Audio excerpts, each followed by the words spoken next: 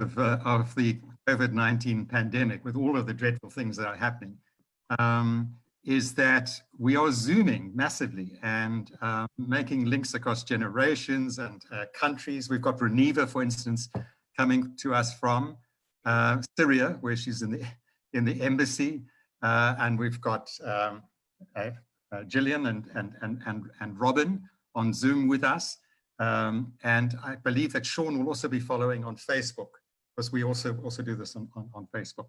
So, I mean, just very briefly, there are a whole lot of intersections here as we have the discussion thinking about Comrade Ruth.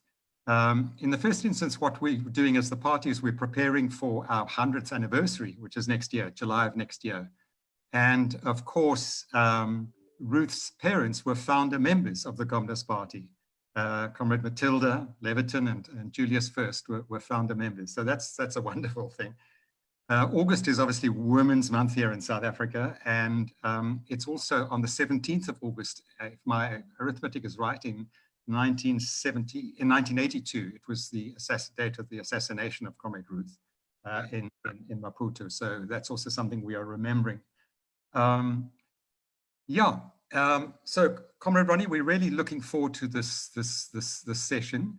And we're really pleased that there are other participants as well who worked with, we've had an apology from Comrade Rob, who's really distraught that he can't join us. He's got another Zoom with UNCTAD, but he also worked very closely with Ruth, obviously, at the Institute in Maputo. So, Comrade Ronnie, over to you. And if us could mute themselves, and we'll move along then. Over to you, Ronnie. Thanks very much for the introduction, Jeremy.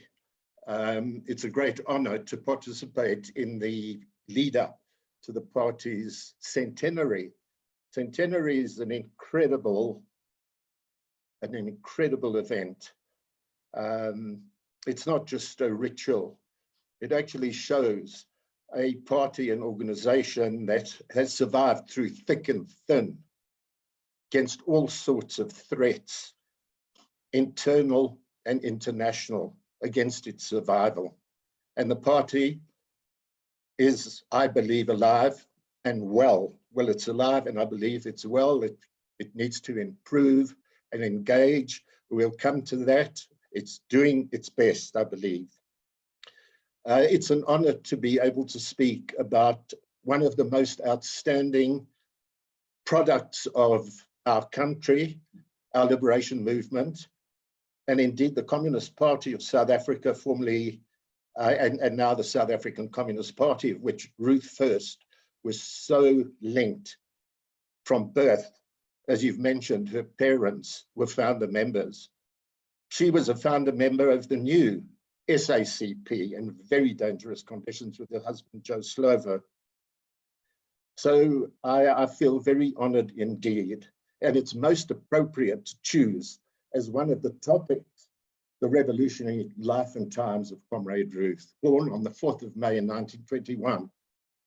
She was an outstanding revolutionary, a journalist, an author, a scholar, a researcher, an activist, an organizer, an orator, a feminist, and a lifelong communist, and we emphasize that. A heroine of the ANC, our country and the liberation movement.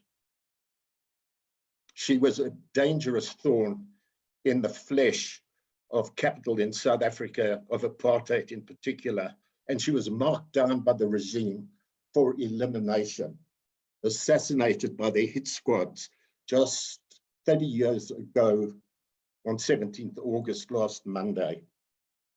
In this lecture, I intend to cover, first of all, the Marxist understanding of the role of the individual in history. And we need that as we educate comrades of the party and the wider community of revolutionaries as a basis for reflecting on the life of any leader and the life indeed of Comrade Ruth and the contribution. I'll strive to deal with the family background and her early years, the ones that shaped her in her formative years. Her activity in the YCL, the Young Communist League, and graduation at Wits, graduating there by 1946. Her role as an investigative journalist, as an incredible, accomplished editor of the movement's journals from The Guardian to New Age and Fighting Talk. Her activism in the stormy years of the 1950s, dangerous years too, seeing the creation of the underground SACP after its banning in 1950, her work with the ANC and the Communist movement, the Sharpeville massacre, and her clandestine work, albeit that she was a mother of 3 young children, her clandestine work in that very dangerous period to try and keep things going. And I emphasize this, amongst other things, her support for Umkhonto we Sizwe. These things led to her detention and subsequent exile in 1964.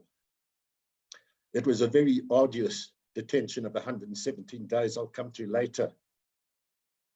I'll cover the exile years in Britain from 64 to 77. As an internationally acclaimed, prominent figure of the anti-apartheid movement, as a university professor for 6 of the years, as a most incredible, prodigious author in that period of no less than 9 key books with a focus on Africa. And then, of course, the final chapter of our dear comrade's life, 1977 to 1982, with her prestigious appointment as a professor of research in Maputo, owing, I would say, to 2 things: her stellar academic performance and experience already as shown back in South Africa and then in Britain, but also that international solidarity and her abiding interest in the African continent, which led to such a close interaction with Frelimo, and that closeness with their leaders like Marcelino dos Santos and so on. Her ANC, NK and Communist Party involvement in that country up to her untimely and tragic death. I knew Ruth then, and I was in the party as well, so I know of her involvement there. But as I've said, Comrade Jeremy, Comrade Sue Rapkin, so good that she's with us today, was very, very close to Ruth, and indeed in the same party cell as hers. And I hope we can find time in this hour or so, as well as the discussions after in the party, where Sue Rapkin, more than any other, can talk about Ruth's commitment to the party whose centenary will be celebrated in something like 11 months' time. And then at the end, a consideration of what Ruth's life teaches us as we face the critical challenges today, enormous challenges in our country, but also in neighboring Mozambique, by the way, in Zimbabwe, in the region. So let me now move to consider the Marxists as opposed to a bourgeois theory of a way of assessing the role of a historical figure. I think it's so well known by the party, by communists everywhere, and those who are interested in Marxism, and what we have to educate young people about, and that is Marxist teaching that the masses make history, of course, but that individuals can play a very significant part, as Ruth did.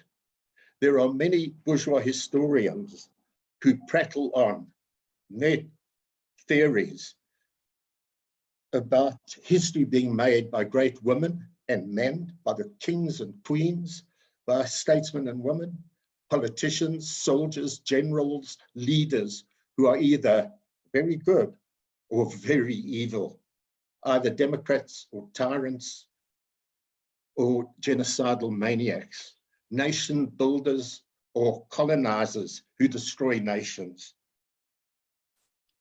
Those who think of the masses and view them as passive sheep or uncivilized and ignorant or volatile, unruly and dangerous, objects to be ruled, used or abused, lifted out of savagery to be civilized as their needs of the ruling class may be, whipped into line, massacred and imprisoned when they dare rebel, who exist through successive modes of production from slavery, feudalism, and capitalism to be oppressed and exploited by successive ruling classes for labor power exploitation and as cannon fodder in imperialist wars. Opposed to them have been the liberation movements of the world, from North America today, as we see Black Lives Matter, from Europe itself, but certainly from the continents of Africa, Asia, Latin America, and especially from communists and from Marxists. Marxism is opposed to this unscientific approach. Marxists see the masses, the people, class forces as the producers of wealth, of innovation, in fact, and ultimately of the all progress. And in saying that, one keeps in mind the role of the scientists, the Einsteins, and so on. But when you come down to brass tacks, where are those scientists? Where are the capitalist entrepreneurs without the energy, the labor power of the masses of people from the time of the pyramids to today? The people are the producers of wealth, as I've said, the true makers of history. But we do not deny the role of individuals in history. Marxists, such as Ruth, seek to uncover the dialectical relationship between the individual, we call the subjective, and the great forces, the objective, that govern the movement of society, and see this role in its historical context. Put another way, the masses make history, but they are led by persons representing organizations, institutions, and movements, which are the products of national and social forces. Consider, for instance, how to understand the role of a Shaka or a Makanda compared to a Cecil Rhodes or a Pikrativ, a Verwoerd, an Oppenheimer, a Rupert, and the Mandelas and the Ruth Firsts and Joe Slovos, Walter Sisulu's, Govan Mbeki's, and Ahmed Kathrada's of our country.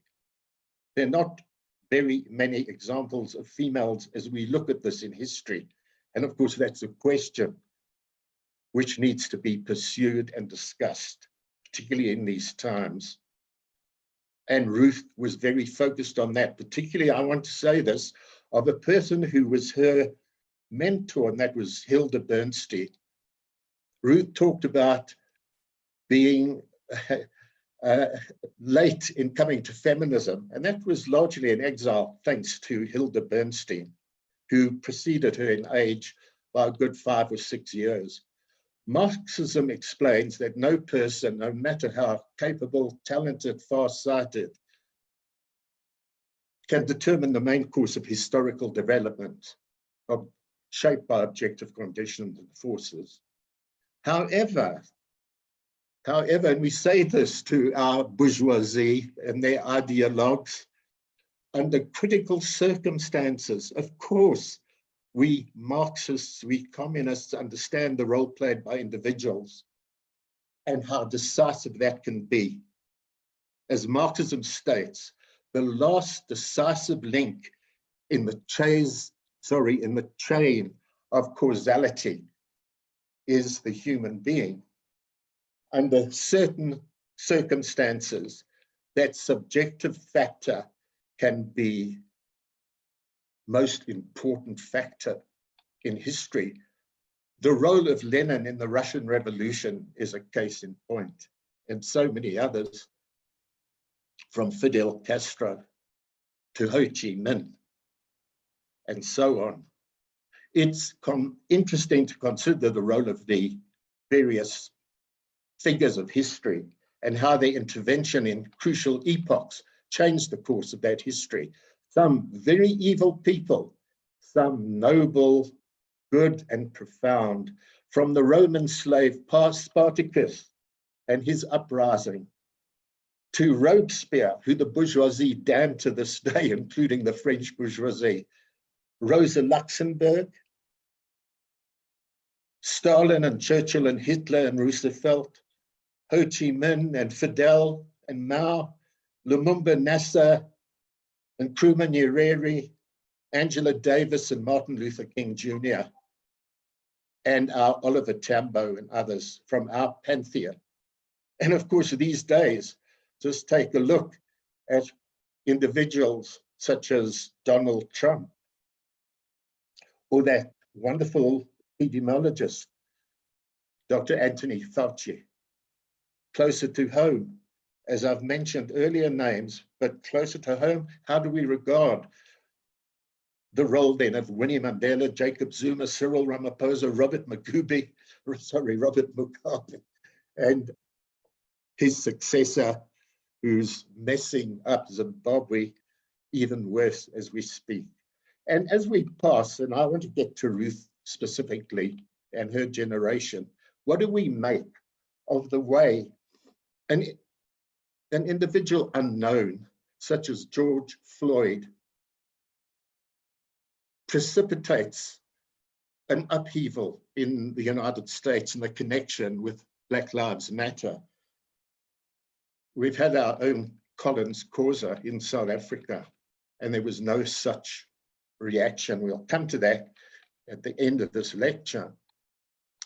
So the golden pantheon of Mandela's generation referred to themselves, and he himself did, as I'm a product of the struggle, I'm not a saint,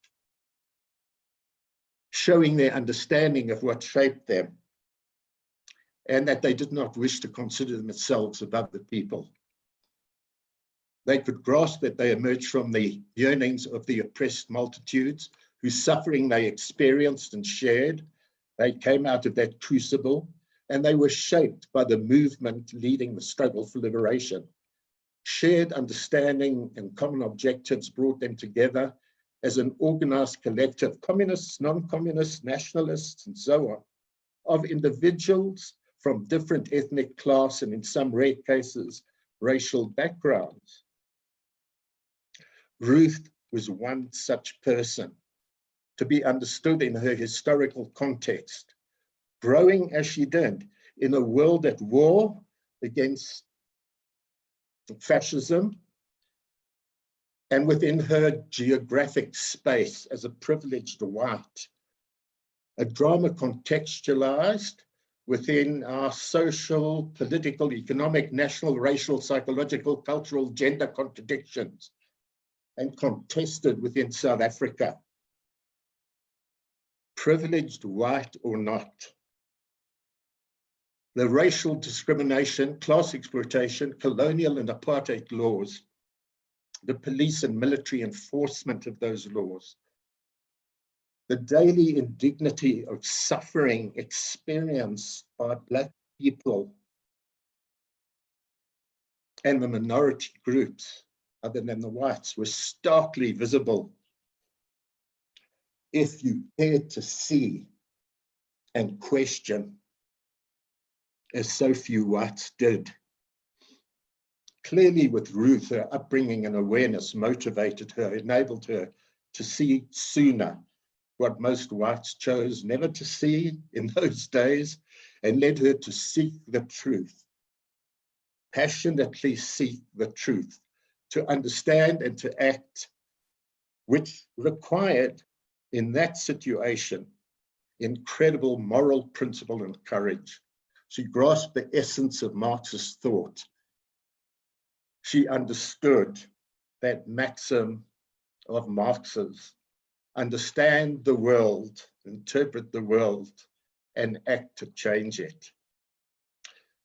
Paulo Jordan, in a wonderful tribute he made some years back, makes that point. It's an obvious point, and it needs repeating. So Ruth was born in Johannesburg on 4th May, 1925, which was actually 6 years after the birth of the Communist Party of South Africa. As you've mentioned, her parents, I can't call her Matilda, Jeremy, Julius and Tilly. I was fortunate to know them both. And I actually, with my former and deceased wife, Eleanor, we jumped the fence with Julius first. We basically helped him over the fence and into exile. So they were the founders, as you mentioned, of the Communist Party, which is to say that Ruth was certainly some Bolshevik baby. They were Jewish immigrants from Lithuania and Latvia, part, as we know, of the Russian Tsarist Empire. For God's sake, man. Sorry? Someone's interrupting me there, Jeremy. It was Paolo. It was Paolo. Welcome, Paolo. If you could mute yourself, we intend unmuting you when once we get into the conversation. We're very much looking forward to your participation. Welcome. But if you could mute yourself at this point. Thanks, Comrade Paolo. Thank you for disciplining Comrade Paolo. In his old age, he needs a lot of disciplining. You know, so they were these Jewish immigrants, as I've mentioned. And I want to just pause a little there because I don't know whether comrades today really understand this and what Majuta are, these Jews and so on. So many who now do what Ruth and Joe and Hilda and even myself coming in a little later would never do, support Zionist Israel. But those Jews suffered from severe discrimination and were generally despised second-class citizens. They were mainly in that Russian Empire, working class or petty bourgeois. They were artisans, small traders. They lived in huge, incredible poverty. Gillian Slovo has written a wonderful book about such background in a novel of hers, subject to bloody anti-Semitic pogroms. The most politically, or the more politically conscious, were drawn to socialist movements, from the Jewish Bund, which was kind of trade union organization, to Trotskyism, but to the Bolshevik Party of Lenin. And these were non-religious people, atheists. Isaac Deutscher has referred to them as the non-Jewish Jew, and I love that term, being a non-Jewish Jew. It's a term that reflects such persons as Joe and Ruth and Hilda and so on, who were non-religious, who were lapsed as Jews in terms of defining Jews according to their religion, the people of the Hebrew Bible, the Judaic religion. And what are Jews outside of that? Is there some cultural affinities and backgrounds in common? But as defectors, such Jews, the non-Jewish Jews, identified themselves with national and democratic struggles in countries where they lived. And South Africa is a wonderful example of that, no matter how small and few the number of those non-Jewish Jews were in this country. Initially, you found them in most Arab countries living very well. I mean, the Jews as such.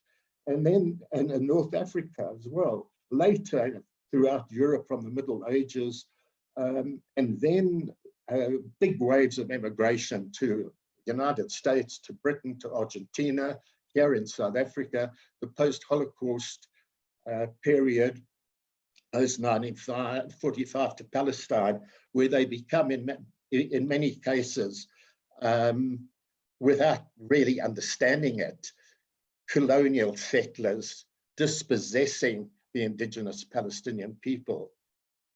It all explains why Jews with a socialist worldview are anti-Zionist and critical of Israel. Ruth grew up as one such individual. I remember in London in 1967, we had the LSC together, seemed to be the only two people there in this profound place at that stage of socialist protest who sided with Nasser and the Arabs against Israel. Most of them, socialists there, including Tony Cliff, and my friend John Rose knows this well. He was at a debate between Cliff and myself, stood on the fence, damning either Nasser or the Zionist Israel. The founder members of the Communist Party here were British trade unionists, Ivor Jones and so on, or those East European Jews. Julius first founded a furniture factory, which at times in later years became a refuge for comrades on the run or a venue for the underground Communist Party meetings. This was the social and political environment in which Ruth was born. She grew up and obviously imbibed debates which continued way into the 40s and the teenage years about the role of the white working class in the past, the 22 strike, the crucial debate around the Comintern's Black Republic. Tilly had visited Moscow in those years, and these inevitably impacted on Ruth, hearing around her folks questioning over party history and who was right and who was wrong, and I believe giving her a wider view of the fact that you don't just follow the party by rote, and she often made that point. You needed to develop your Marxism creatively in your own country. The political economy of South Africa had undergone this incredible transformation by the time Ruth was born.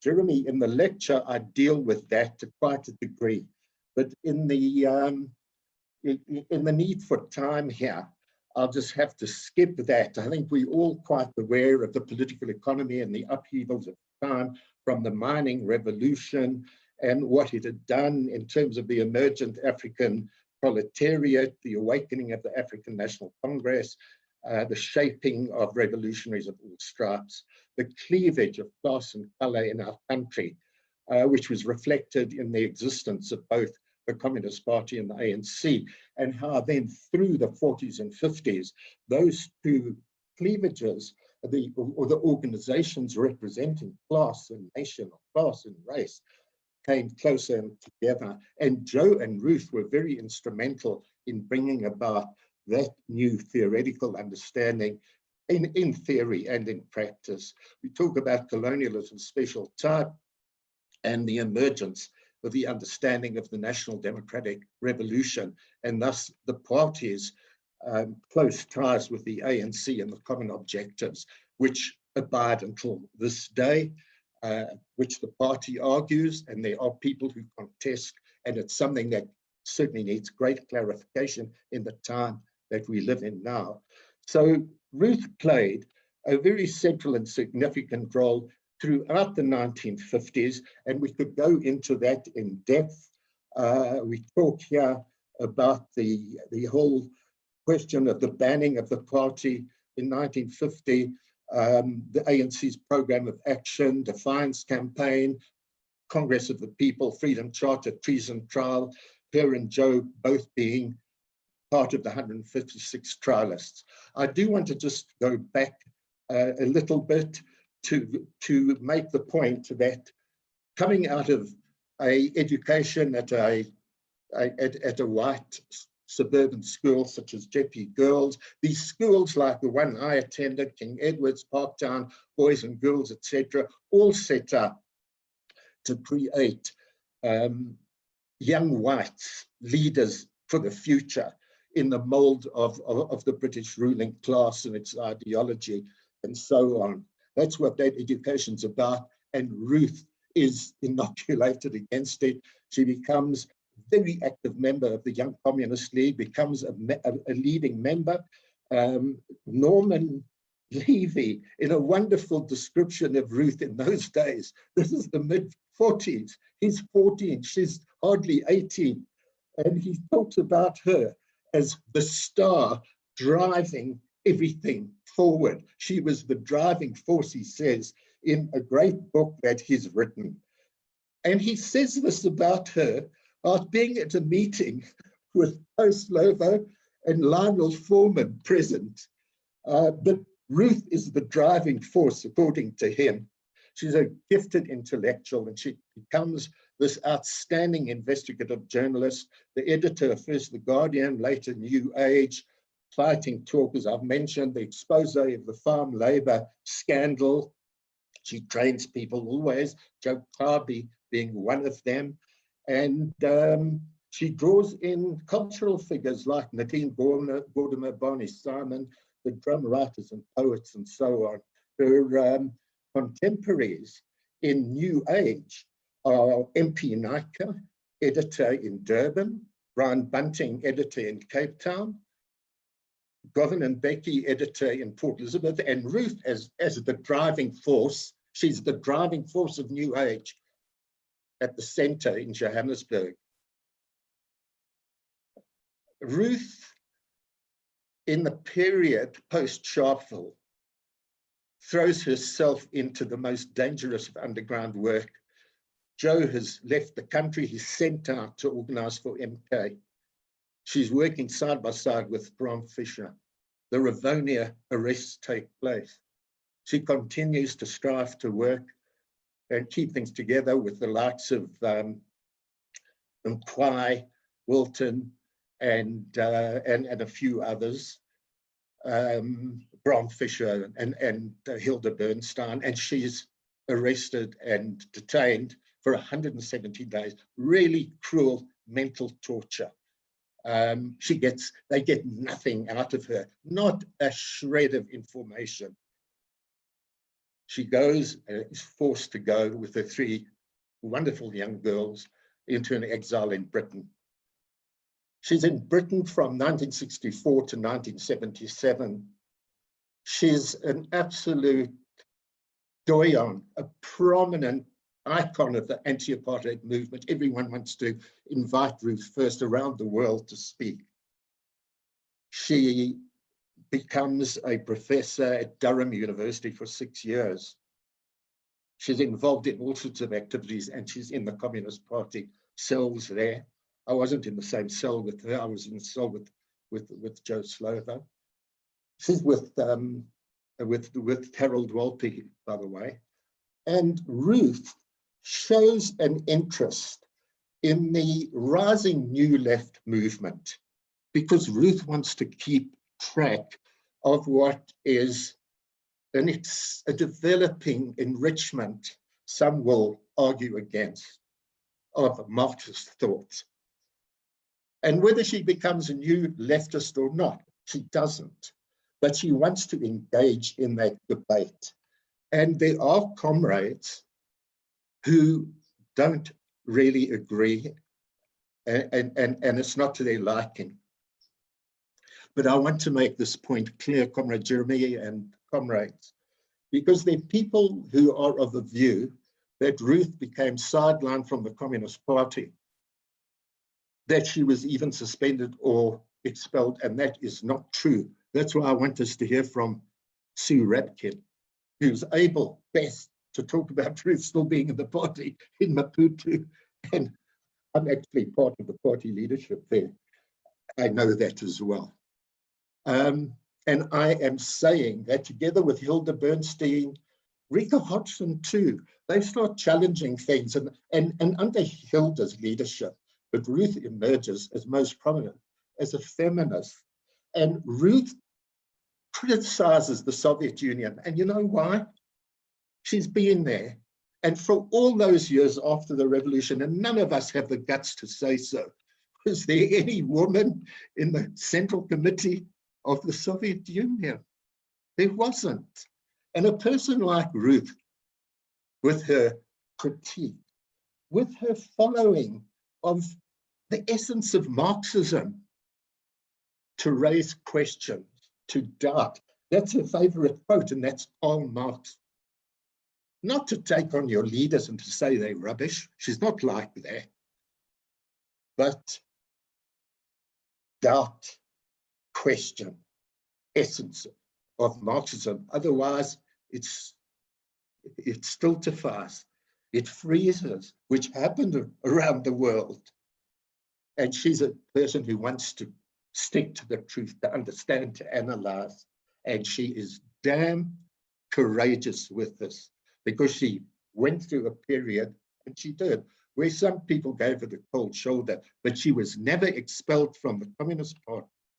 She was not a dissident. She was not a dissenter. She was not an individualistic free thinker, which some people try to put her across as in this particular time of identity politics. Hers is a dialectical approach in understanding that theory needed developing with ever-changing conditions. Ask questions and doubt everything. That's the quote. Enrich theory through praxis, unity of theory and action. Understand the world and change it. Comrade Jeremy, how much time have I got? You're doing very well, Ronnie. Can I give you another 10 minutes? Lovely. That's what I was hoping for. Thank you. Diabonga mfowethu. I just want to quickly say, in London, in Britain, this woman prolifically produces 9 books, from 170 Days to Namibia, editing No Easy Walk of Madibas and Govin's Peasant Revolt, produces with others the South African Connection on Capital and Investment. She deals with Libya. She helps Odinga, a close comrade of hers, in his Not Yet Uhuru book. She writes The Barrel of a Gun, and she talks about herself. I've seen this somewhere, and Gillian and Robin might help me. I'm sure I've seen it as a late flowering feminist, I think, and she writes a wonderful book on Olive Schreiner, Jenny's, I think, great aunt. 1997 to 1982 is the final chapter. A glorious chapter when she's appointed Professor and Research Director of the Center for African Studies, Eduardo Mondlane University in Maputo. And she pioneered, and I'm quoting here from the Witwatersrand University's resume of her. She pioneers a form of participatory grassroots research and published her highly acclaimed study of Mozambican mine labor called Black Gold. It was published posthumously in 1983. The assassination takes place. Let me make this point. There was a view that the bomb was meant for Joe Slovo because Pretoria was now embarrassed. A woman who wasn't in MK was murdered. They give out this idea, but Ruth was murdered. She was on the hit list. Why? Because she was such a thorn in their side. And I want to say, with the rapprochement already in a back secret passage with Maputo, with Mozambique, they wanted Ruth out of the way for fear that she would cast very crucial questions for Samora Machel and a leadership she was very committed to, Frelimo. At her funeral, I want to quote Moses Mabida's oration. The bomb that took Comrade Ruth's life was intended to deprive our movement of the services of one of its most gifted militants. We openly acknowledge the exceptional gravity of the loss to us caused by her death, but we equally proclaim that her immense contribution to our movement will never be lost, but will help to guide our actions and inspire our militants in the years to come. You see, as an ending, Comrade Jeremy, where are we today? Are we living up to what Mabida said, Moses Mabida, Secretary General of the Communist Party at the time, showing you how she was regarded as a Communist Party member? Are we living up to that? Her life will help us guide our actions and inspire our militants in the years to come. That really is the challenge. He ended,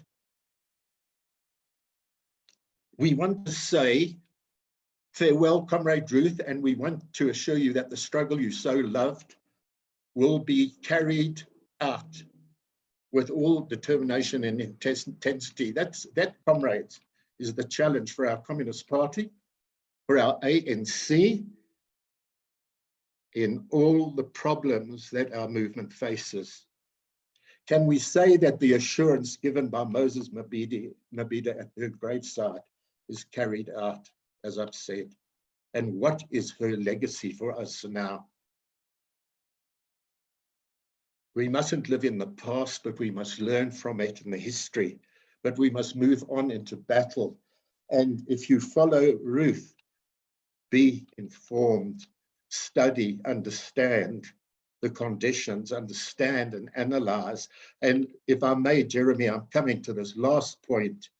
I want to say, what is her mythology? It's open-mindedness, grounded in Marxism, ask questions and doubt everything, not as a nihilist or an anarchist, but your method of research, your writing discipline, the way you prepare your speeches, how you translate theory into action, how you understand the world in order to change it. Once she told me that the problem with many comrades and leaders was that they were lazy to read, that they sloganized, that they used dogmatism, not Marxism. They ceased to be creative, and that Marxism must be constantly refreshed, enriched, and developed. And she loved, this is a third slogan I refer to today, Lenin. And she would say to me, I'm not trying to pretend here that towards the end I didn't fall out with Ruth. And maybe I was somebody who was a bit too abrasive. I had a wonderful relationship with her early in my life. And I must say, towards the end, in my defense of the Soviet Union, there was a breach.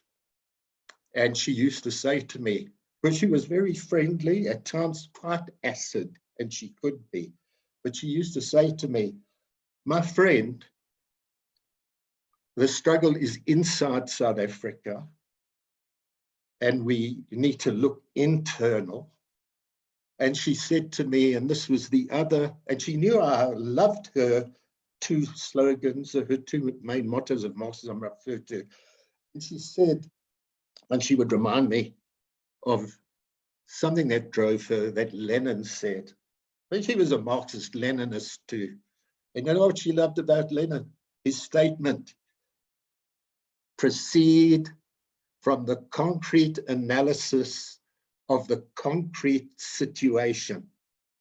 Don't shy away from that, comrades. We can't shy away from the debacle that our country's in, the rip-off that's taking place of funds meant for the COVID-19 epidemic for our people, for our poor, and the rip-off that's been taking place. And we can't say it was only, as some people claim, and not in the party for sure, that it only started with Zuma, because it starts pre-Zuma. And hat off to the party, comrades. The party analyzed where the ANC were going wrong with here in 1996. But I want to say, comrades, it goes back earlier than that. And I am sure that Ruth, and it's hard to always say what would a dead person said. But you see, with someone like Ruth, who fundamentally focused not on the past and not on sloganeering, but on hard, concrete fact analysis, that I think she would have questioned the way Comrade Mandela and our economic theorists and practitioners, it was a very small group, took us along a route which I call in my writings a Faustian pact, without saying that they were traitors, but incorrect judgment. And we provided the Oppenheimers and the Ruperts and international capital with an incredible bonanza by not getting to grips with the economic issues from that time. And if we're going to go forward now, my last point, Comrade Jeremy, thanks very much. Yes, it's how do we deal with corruption? How do we deal with the rottenness in the ANC and the state?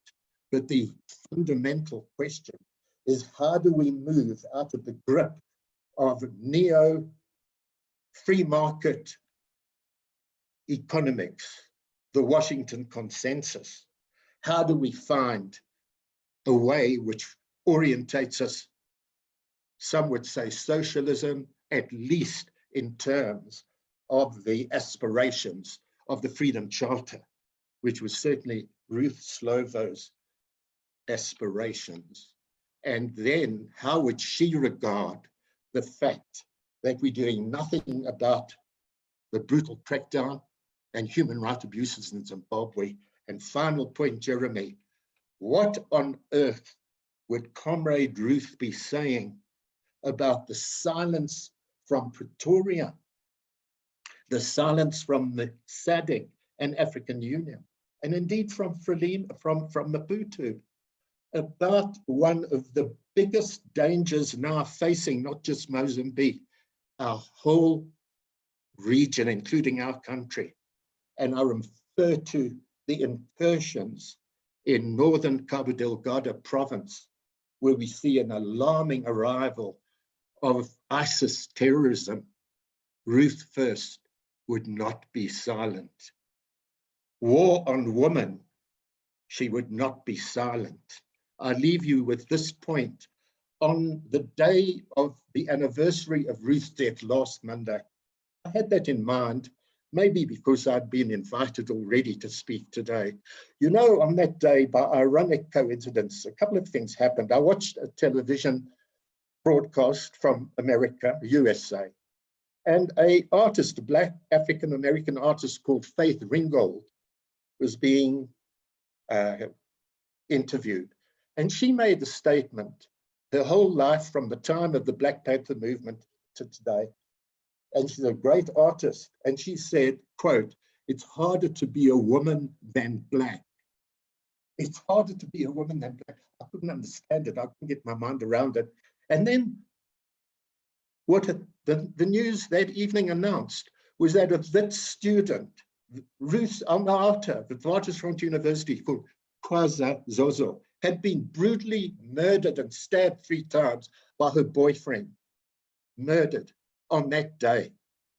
And then the penny dropped for me about what Faith Ringgold was saying and why Ruth had become so strong in her critique of the Soviet Central Committee and of the need for us to take on board fully in all its senses the question of liberation of our women, the gender equality issue. Thank you very much, comrades. Thanks for your time and for listening to me. Over to you, Comrade Jeremy. Thank you very, very, very, very much, Comrade Ronnie. That was all and more than we had hoped for. So wonderfully moving, but also the politics was wonderful as well. And I really appreciated the final 10 minutes that we also gave you to raise those issues about the need to be honest, open, critical and self-critical within the party and beyond, you know, following the wonderful example of Comrade Ruth. So I think, comrades, what we sort of agreed on, I think at Ronnie's correct insistence, is that if Sue Ratkin is, who was working very closely with Ruth in Maputo, if Sue, if you'd like to come in, I mean, we can give you a fair amount of time, but shall we aim for something like 12, 15 minutes or so? And we've also got Comrade Paolo coming in, and Comrade Paolo was in the room literally when the explosion that killed Comrade Ruth, and he was also injured in that assassination. So Comrade Paolo, would also nice if we could, if you're inclined to say a few words as well. But let's begin with Comrade Sue, and then we can open up beyond that as well. And I also noticed, by the way, that Comrade Sean Slover has also joined us. So a very, very warm welcome, Comrade Sean. Comrade Sue, over to you. Thanks, Comrade Jeremy. Not only was I in your party unit in Cape Town, but I was also in Ruth's party unit in Maputo. It was a very interesting unit. And looking back, I think she must have really enjoyed our interaction, although she never acted as if she did. It was always like she was, you know, doing us a bit of a favor, but I think she actually enjoyed it. The other members of the unit were Comrades Indris Naidu, Abadi, Rashid, and myself. I'm mentioning that because all of us, besides her, were directly involved in underground political and military work. So this gave her a closeness to what was going on inside the country that she might otherwise not have had. And it also gave her an opportunity to participate politically, if not operationally. And after all, although she was truly intimidating, we were like blotting paper. And she was aware of that. We soaked up everything she said and teaching us how to argue.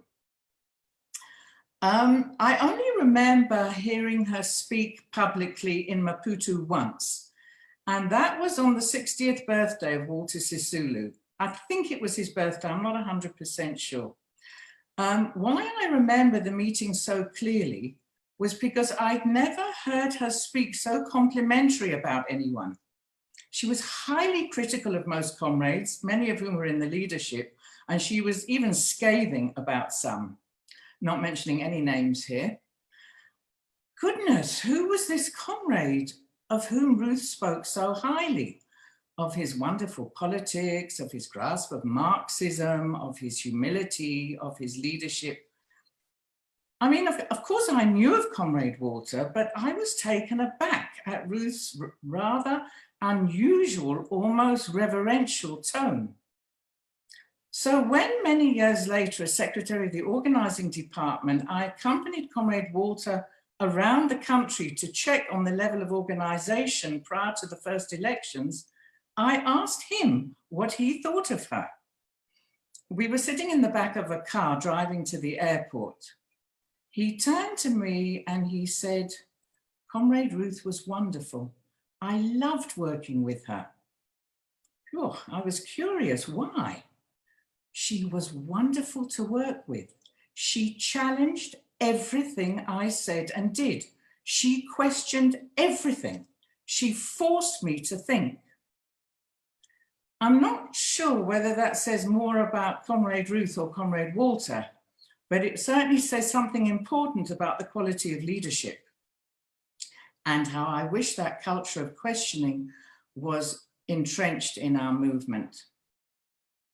When I arrived in Maputo in 1979, I was deployed in the political machinery of the Revolutionary Council. The unit was at that time called Internal Political Reconstruction. And it consisted of two comrades recently released from Robben Island. That was Indris and Sunny Singh, alias Bobby, and myself. And we were under the direct instruction of Mac.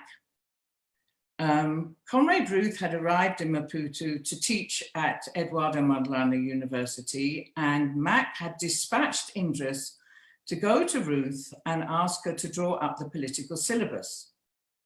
This syllabus was to be used as a basic political syllabus for new recruits who had been smuggled into Maputo for political training, in quotes, and to be given tasks. The aim was to keep these comrades for as short a time as possible so that they could re-enter South Africa without their absence being detected. And the comrades were to be given tasks, producing underground propaganda, working in the mass democratic movement, recruiting for MK, etc. Indris duly, as instructed, went to see Ruth, who sent him packing. He refused to go back to her. So I was then sent. Oh my goodness, did she give me a hard time? I'm not here to write a political syllabus for you, so don't even ask me. This is ridiculous. What are you people doing in the political machinery of the organization if you can't write a political syllabus? And I didn't move, I couldn't. I mean, what were we going to report back? That we didn't have a political syllabus? That was pathetic. So I sat it out. Eventually she said, okay, what do you want people to do? I nervously explained, well, we are reconstructing the underground. Why? Well, because we have to build the organization. Why? And so on and so forth. The result of this harsh probing and pushing and shoving was that we eventually produced a really, really good political syllabus, because she used the tools of Marxism without ever mentioning the word dialectics or the myriad of other Marxist terminology so frequently thrown around left-wing circles. Who is this we? The ANC? So start there. What is it? Remember, we didn't have weeks. Sometimes we didn't even have days to go through this syllabus. So she's asking me, what is a liberation movement? What are we fighting for? Eventually, a free, non-racial, democratic South Africa? bottom line. Okay, now how do we get there? Okay, we're on to our strategy. Explanation of the 4 pillars. What are they? How did they relate to each other? And then how at different times, different emphasis would be placed on the different pillars, how they complemented and reinforced each other. And lastly, the task of the individual was given and how that task related to the 4 pillars.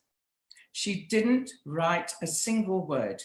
She guided us through a process whereby we were forced to think and we were challenged every step of the way.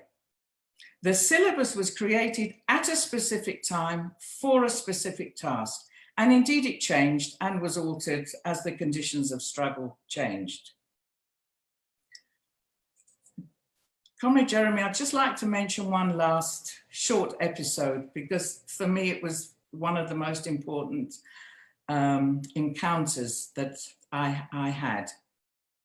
On the night of the successful Sarsel operation, Comrade Abadi, who was the commander of special operations, which was headed by OR and JS, and Comrade Gabuza, who was the commander of the Transvaal urban military machinery, came to collect me to go and have a celebratory drink with JS.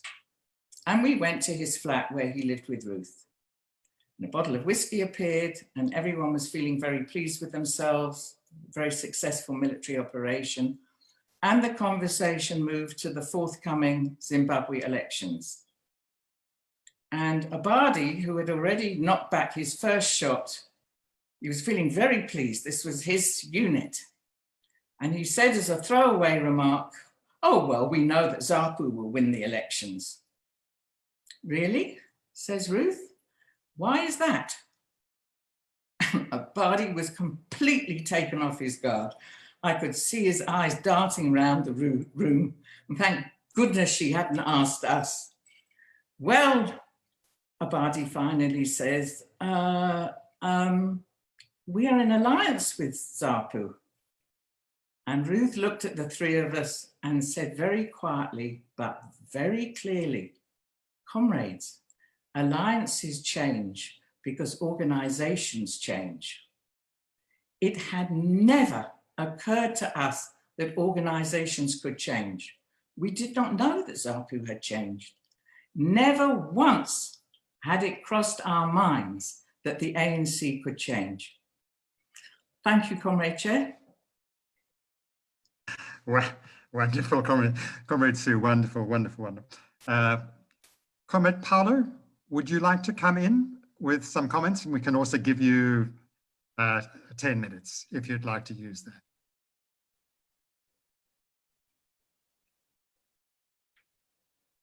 Comrade Paulo? Comrade Paulo is having difficulty. I think he had a bit of an unstable connection, so maybe that's the problem.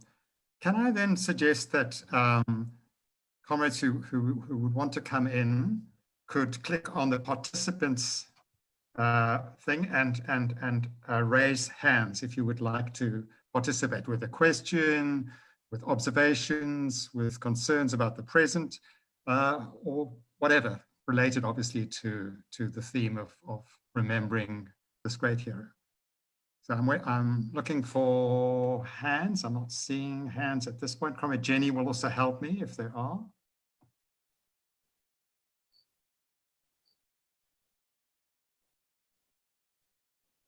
Comrade Paolo?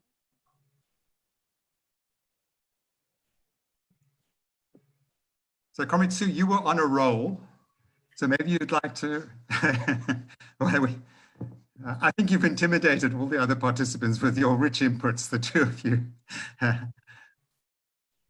Comrade Sue, I'm sure you've got a few more wonderful. No, there are lots of stories.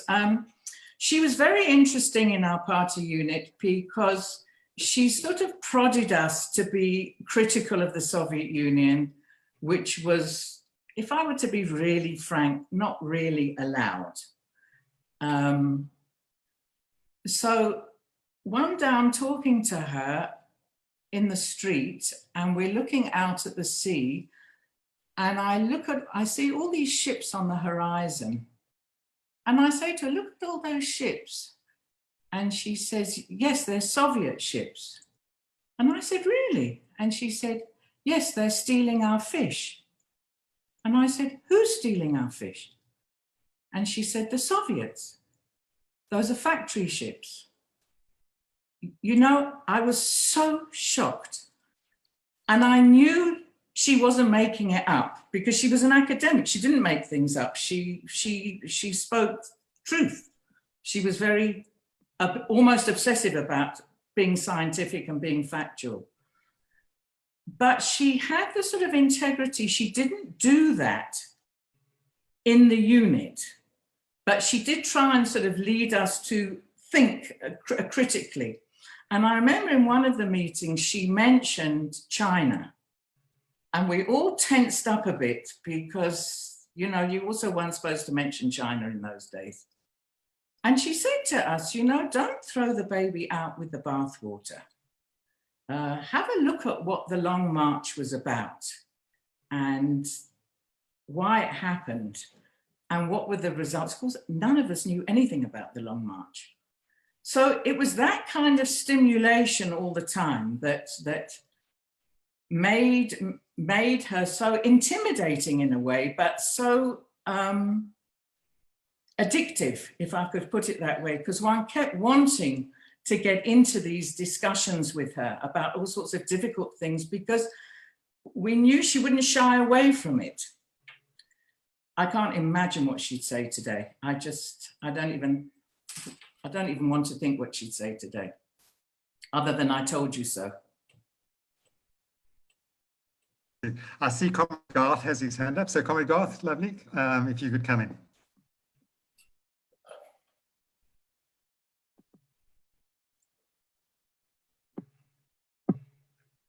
Comrade Garth must unmute, please. Sorry, I was saying I had met Ruth in London, but didn't have a lot to do with her, but spent the last couple of days just glancing through some of her work. And it might be useful to reflect on the fact that she had a lot to say and write about the rise of bureaucracy and the fact that many African governments lacked the capacity to implement successful economic development policies. So she was, I think, paid quite a lot of attention to that issue in some of her books. And if I might then suggest that I think one of the things that the democratic movement has to give some attention to in ways perhaps that we haven't sufficiently yet looked at why there has been institutional failure in many of the government departments and institutions post 1994, and what the reasons are for that, and why there has been a process similar to the one that Ruth describes in many ways, which is a movement into bureaucracy, inertia, and then, of course, as we all know, the terrible corruption that has followed.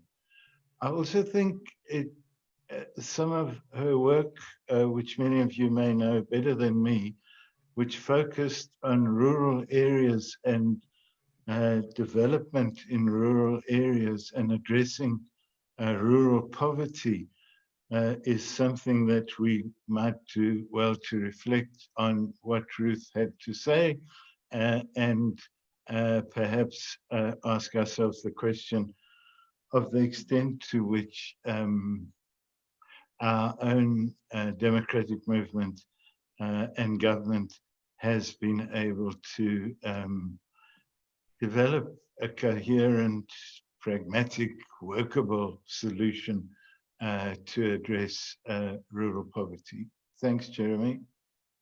Great, thanks, Garth. I think that's a really useful set of observations, because I think one of our problems as South Africans in general, and therefore as a South African movement, liberation movement, we've often had a sort of rather exceptionalist view of ourselves, that South Africa is somehow special and not likely to follow the path of a Zimbabwe or a Mozambique, for that matter. And that's one of the huge things about Ruth was that she was embedded in our struggle, as Sue and Ronnie have both stressed, and focused on that we need to focus on South Africa, where our struggle is, and understand it from that perspective, rather than just transporting empty tools of analysis from Marxism, as if they were universally applicable on the one hand. But she was more than just focused on South Africa. She had a wonderful African and obviously internationalist perspective. And then that relates so much to our post 1994 experience of the challenges of building an effective, what we are calling developmental state, but which is clearly not that at all, other than an aspiration. I've got Robin Slovo's hand up. So Robin, great, please come in. Yeah, I just wanted to add something on behalf of Ruth, I think, which is that when Ronnie was talking about the biggest threat to the region, I actually thought, I mean, not that IS isn't a threat, but I thought he was going to say climate change. And I feel sure that if Ruth was alive and around today, one of the biggest issues, probably also linked to the statement, Garth's statement about the rural poor, actually, is that climate change needs to be put on the agenda. I know everybody talks about corruption, the problem, but it's just that I don't hear it often enough, and maybe I don't participate enough in South Africa. But I feel on her behalf, I wanted to say that, put that there, because I'm sure she would have said it. Exactly, Robin. Thanks for that. You're so right. And of course, 2 years ago, there was the terrible floods in Mozambique, which went into Malawi and into Zimbabwe as well, underlining the fact that it's not some abstract issue. And it's precisely the underdeveloped South that is most threatened and most least able to build resilience in the face of this. So I think absolutely perfect. I've got Comrade Dlozi Matwane on with his hand up, and also after that, Comrade Grace Pampiri. Over to you, Comrade. Thank you, Comrade Jeremy. Greetings to you, greetings to the leadership and everyone that is present. My name is Dlozi Matwane, the national spokesperson of the Young Communist League. Now, for us, Ruth is important because she is also a former national secretary of the Young Communist League. And oftentimes we have a problem or a discussion in the one year we find a problem of trying to connect Ruth first with what we would call today the Progressive Youth Alliance. All we would have is a letter that was once written to Ruth first, and then Comrade Nelson Mandela, if I'm not mistaken, responded to Comrade Ruth calling her madam.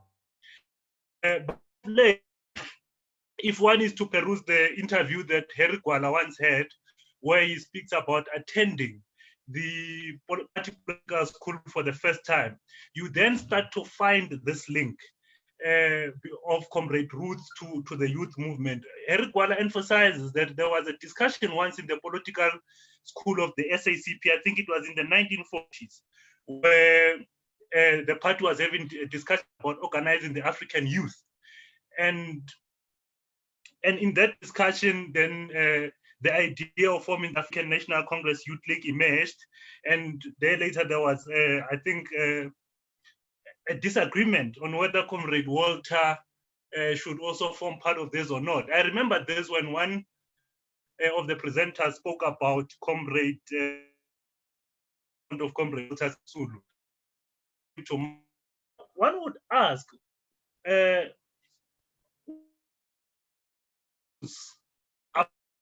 Comrade Ruth, just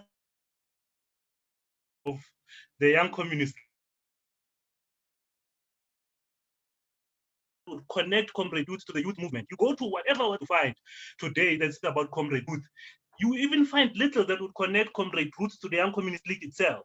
Therefore, perhaps this is the right platform where we can ask, what is it? What information? Where can we find the information where we would connect Comrade Ruth to the youth movement and the YCR in particular? Thanks, Comrade Jeremy.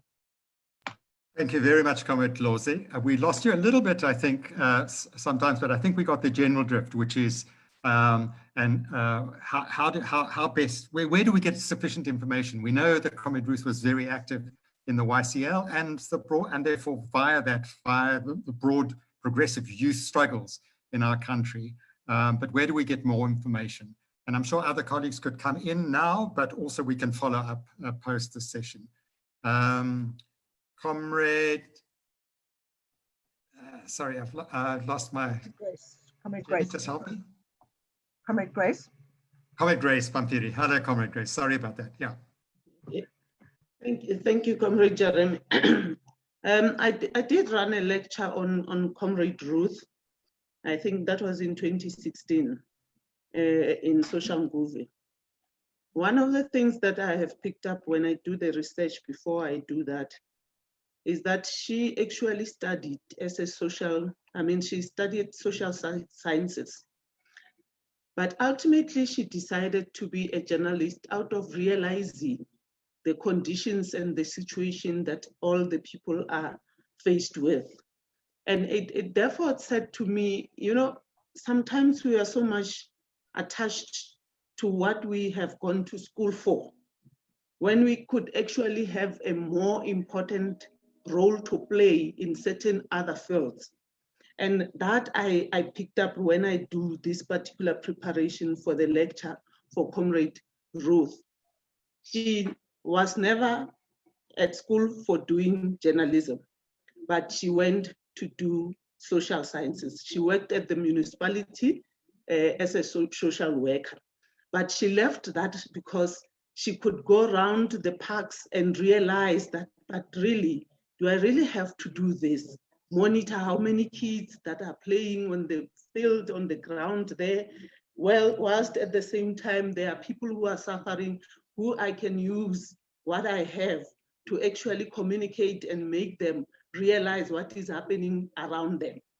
And she left her work as a worker at the municipal services.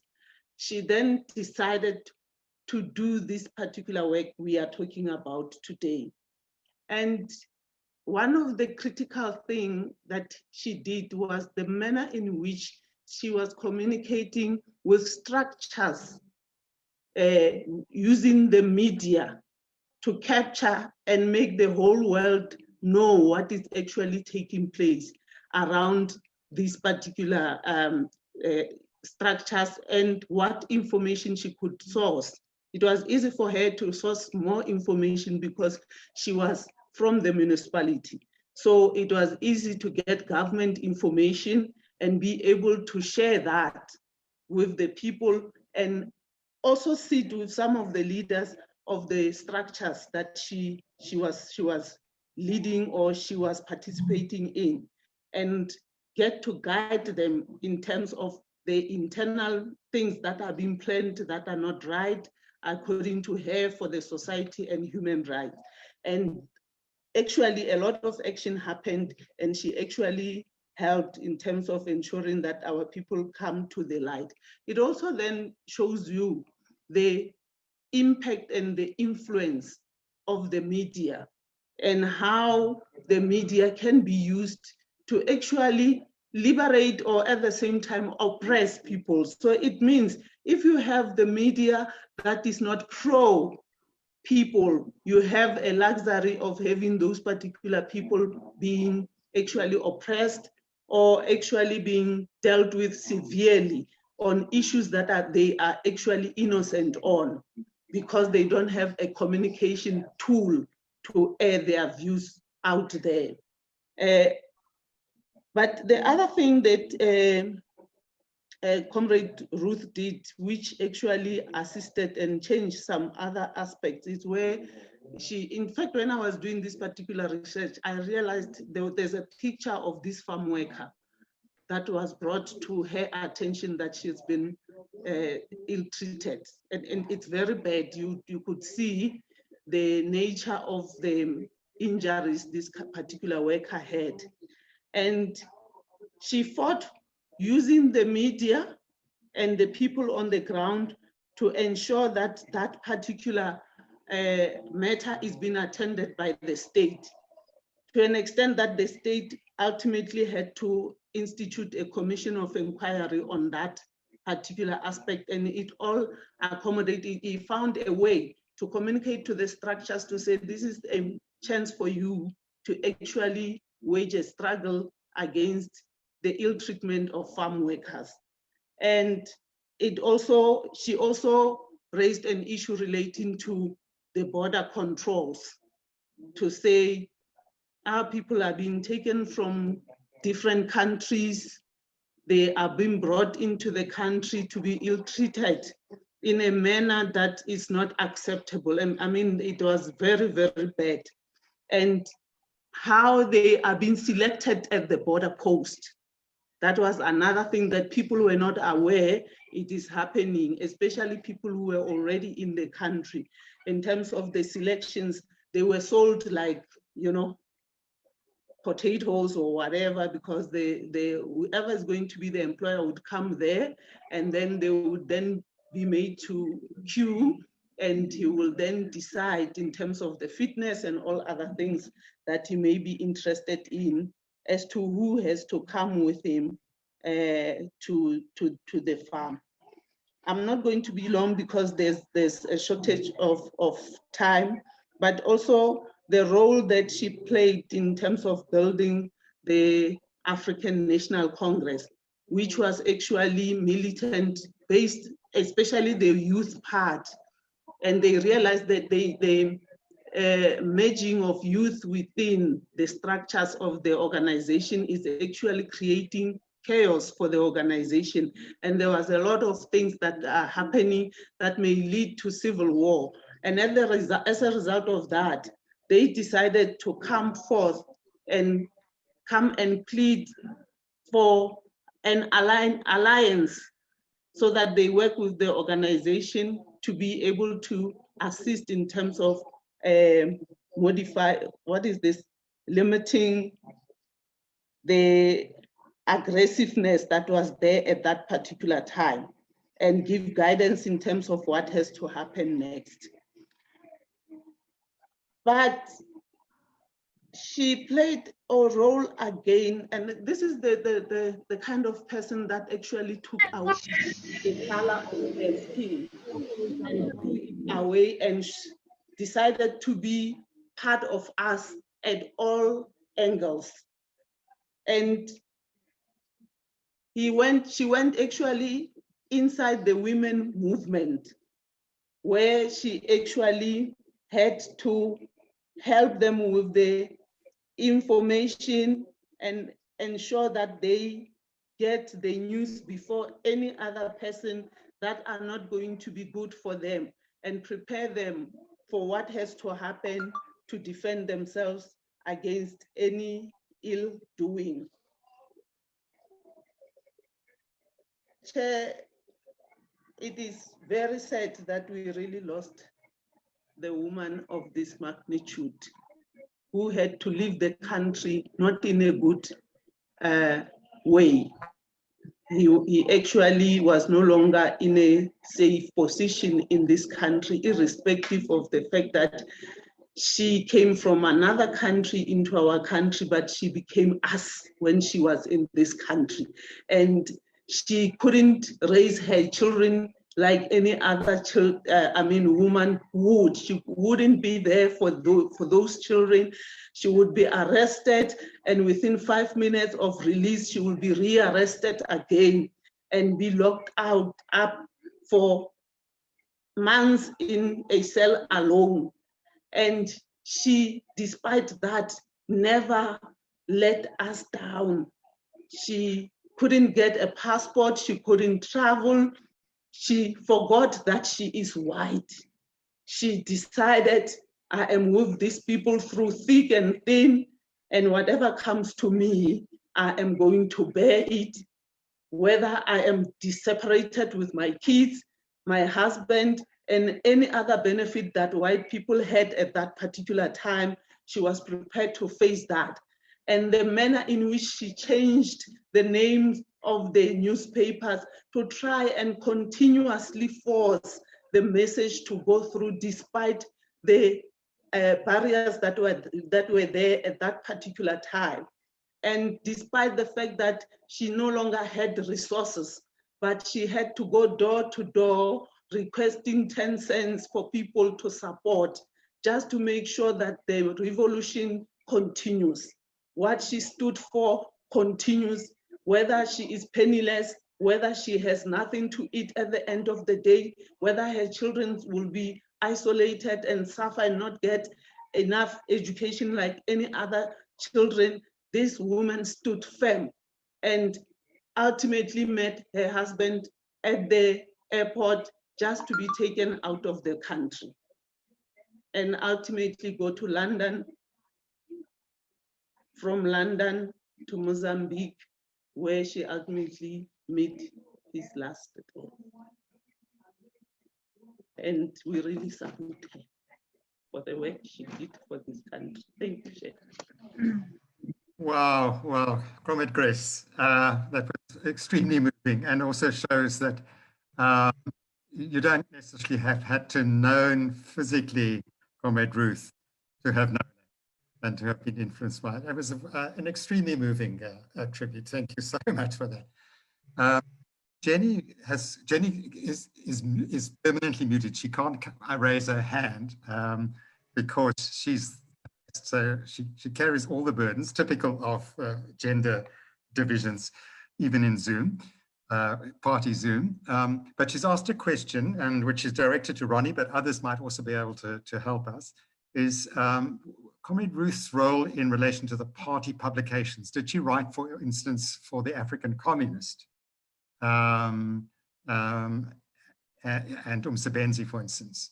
And what were the role of the party publications and the newspapers and so on, the importance in, and therefore, what is the role of party publications now in the present? So Comrade Ronnie, maybe this is also a good time to bring you back in, because I mean, you might want to also build on some of the other things that other comrades have said so far. So over to you, Ronnie, if that's okay. Thank you.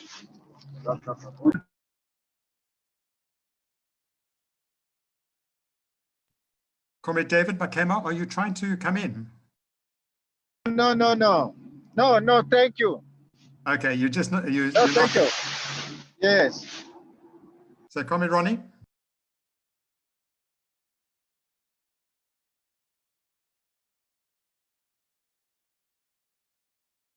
Comrade Jeremy, Comrade Ronnie needs to unmute, please. Thanks so much, Comrade Jenny. I just want to ask you to acknowledge the presence of a wonderful comrade who lives outside Oxford in London. She's there, you can see her from her wheelchair, June Stephen. Give us a wave, June. Oh, sorry, nod your head, June, just nod your head. June, we love you. I want the party to acknowledge you. June served in Maputo. Her and her late husband, Michael Stephen, worked in Maputo. Michael worked with Ruth at the Institute. I arrived in Maputo in 1980, and I poached them from Ruth and from their dear friend Albie Sachs, who they worked with. And I asked them to go back to London, and from there to move to Swaziland to go and man a safe house for Ivan Pillay, Ibrahim, and especially myself in Swaziland. They were absolutely stunning. June Stephen is the example of one of the most courageous women I've ever come across in my life. They were in and out of South Africa doing all sorts of terrible things for us. And they actually managed to smuggle Ibrahim out of South Africa when the police were onto him in a combi, which they had converted with a hidden cupboard to bring him back safely into Swaziland. And June, I'm so pleased he responded to the invitation to be with us. So can everybody here give June a big salute? Okay, she's one of the London recruits and she did fantastic things. Can you plug in my charger? And wave to my camera, green light, and then take me off mute. Sure. Can you hear me? Yes, we can. Junie. Yes. Right.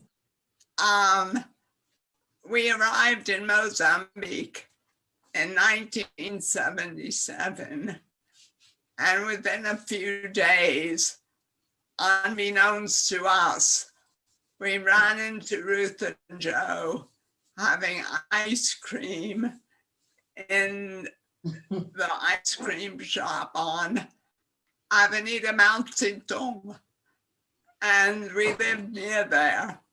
We lived in our university accommodation. For a while, Robin Slovo was there, but I doubt she remembers us. But we then ended up living on in an apartment on Avenida Lenin, and we provided a safe house, a safe place there for Bobby Pillay to hold meetings with other key comrades. And we would just go out to dinner and leave them up to it. But the other thing I would like to say is while I worked in the university, in the African Studies Center, Centro de Estudios Africanos, that's where Ruth also worked. And during the summer, they called it July activities. And I was working with Ruth. We were working in the countryside on the Mozambican miner project. Many Mozambican men were sent to South Africa to work in the mines in Johannesburg. And we were interviewing families whose husbands were abroad. And this was a big research project that Ruth was running. Again, you would call it a community social work, but she was always so pristine. She was so meticulous in the way she dressed. Even though we lived in the countryside, it was fantastic to work with her. And as Ronnie said, after he arrived in Mozambique in 1980, we were just on the cusp of leaving the country. And he finally arrived, and we agreed to go and work in Swaziland, where we spent 5 years. And we provided, as he said, a safe house. We didn't see, I just remember when we lived in Swaziland, I used to listen to Radio Mozambique, and I heard about Ruth's death, and I was shocked because, of course, I knew her personally, and I knew Aquino de Braganza, who was sharing his office with Ruth, who was also wounded in the bombing. But Ruth was always very questioning, as people say, and meticulous and hardworking. And she was a joy to work with, although she was very rigorous in her work. And finally, we left Mozambique in 1985. We felt, I mean, not Mozambique, Swaziland. There was a lot of change going on. And we had done so much, as much as we could safely. And we survived 8 years of Africa. And I would do it all again. Anyway, I'll get my carer to mute me and give the floor to someone else, but greetings to everyone. And it's great to see you again, Ronnie. Thanks. Okay, bye now. Thanks, Tony. Thank you. Wonderful. Thank you, Rosemary. Viva internationalism. Viva. Both senses. One, your wonderful contribution, selfless contribution to the South African struggle, but also the studies you were doing with Ruth about Mozambican mine workers. Because, I mean, one of the scourges of the post-South African reality is xenophobia, which forgets the role that people from our region played in building this economy, not least Mozambican mine workers. So viva internationalism in both of those senses of the word. Thank you so much for that really moving comment. Comrade Ronnie, you were going to answer. Thanks. Comrade Jeremy, I'm Yeah. sorry to interrupt, but Comrade Paulo has been in and out, but he's now back with his sound available. So perhaps we want to give him an opportunity before Comrade Ronnie comes in. Lovely, yes, that would be great. Comrade Paulo, please come in.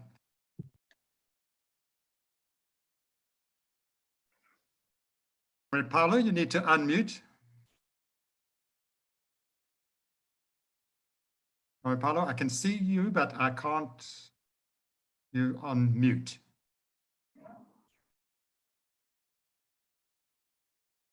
Comrade Paulo, I'm not sure if you can see the button down at the bottom left corner, which has a mute and unmute button. Okay, there still seems to be a problem.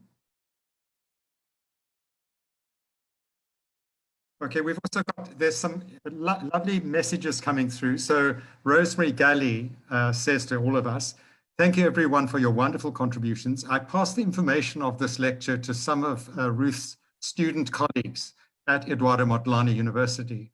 But this was only yesterday because unfortunately we also gave late notice of it. And she said she was sure that many of them would have been with us today on the Zoom meeting if we'd known. Comments up?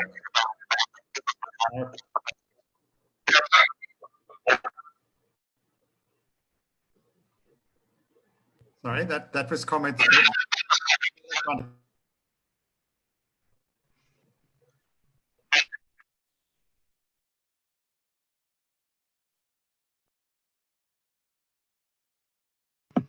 Comrade Jeremy, it seems that Comrade Paulo's internet instability this afternoon is going to make it difficult for us to hear what he is saying. Okay, that's a great bit.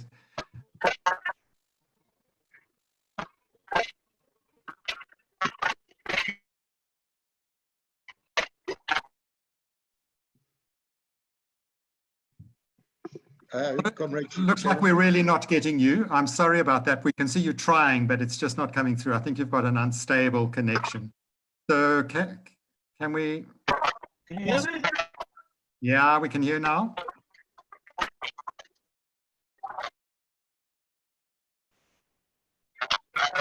Hello? An extremely unstable connection, which is being interfered with by instrument makers from somewhere or another. So I have not actually been able to follow the discourse up to now, but just to expand on remarks that other comrades have made, I would say the significance of Ruth's career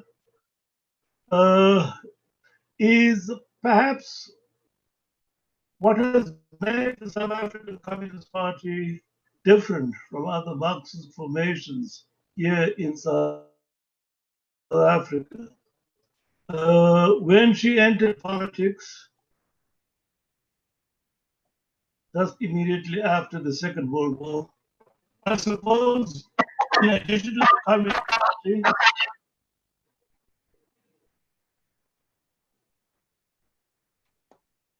hello? Let's keep.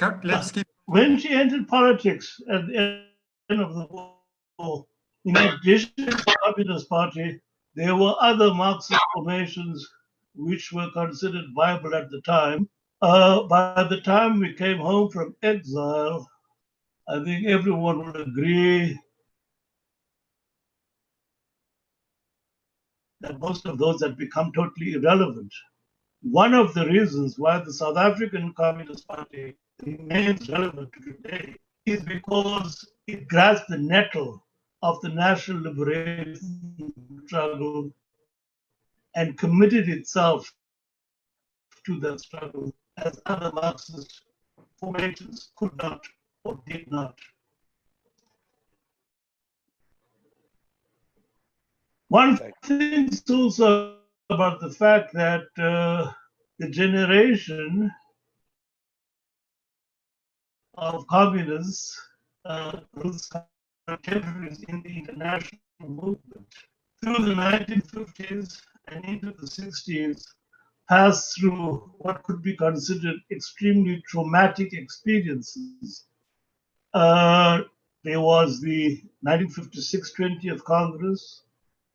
There was the uprising in Hungary in 1956. The disturbances in Poland that same year. In the early 60s, there was the Sino-Soviet dispute. And then in 68, the crashing of the Prague Spring. All these led to mass defections from the communist parties, especially those in the West. And many of the people who were Ruth's contemporaries in the communist movement in Italy, in Britain, and other parts of the world had left the communist movement by the time she was assassinated.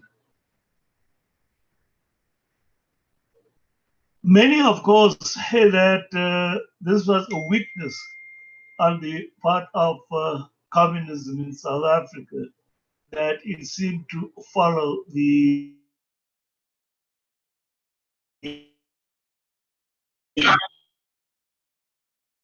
country.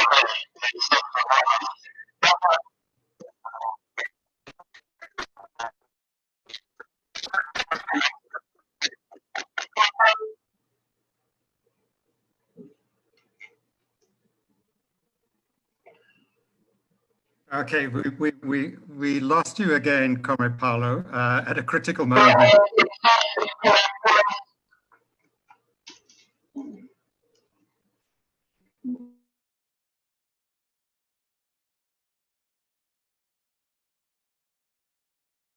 Comrade Paulo, so you were saying that at a time when in Italy and France and West European communist parties in particular, there was people leaving the party. That didn't particularly happen in the SACP, related presumably to the party's engagement with the realities of South Africa. I think that was the point you were leading towards. Comrade Paulo seems to be on mute now, Jeremy. Okay.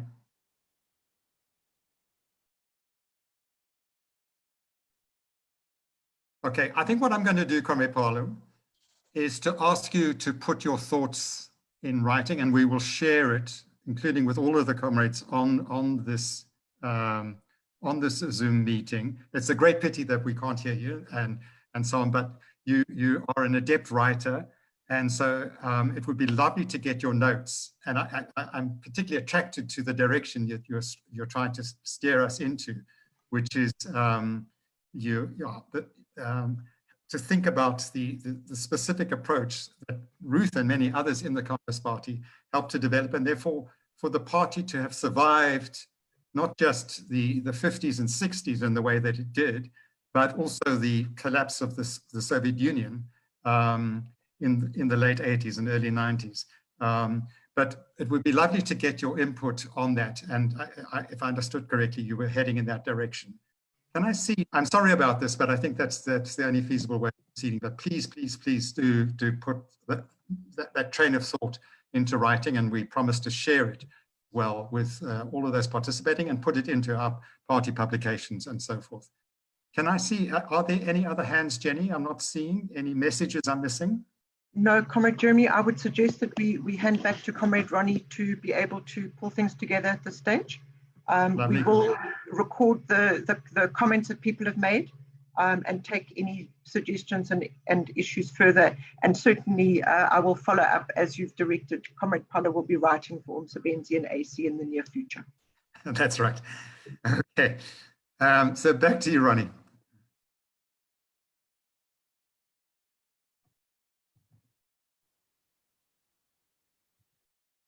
Ronnie, if you can unmute yourself.